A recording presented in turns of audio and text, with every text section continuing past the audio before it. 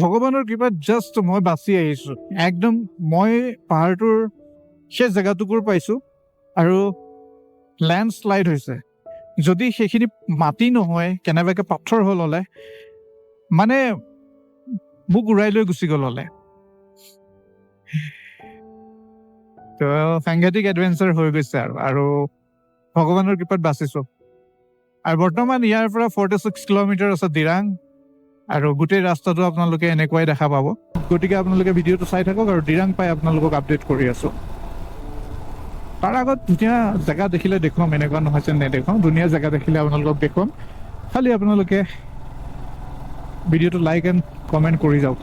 তো বমদিলা পাছটো আমি ক্ৰছ কৰিলোঁ আৰু এতিয়া মানে অলপ ঠাণ্ডা ঠাণ্ডা ফিল হৈছে। এনেকুৱা লাগিছে জেকেট উলিয়াব লাগিব। তো আগত আৰু অলপ যাওঁ, অলপ বেছি ঠাণ্ডা লাগিলে জেকেট উলিয়াম আৰু।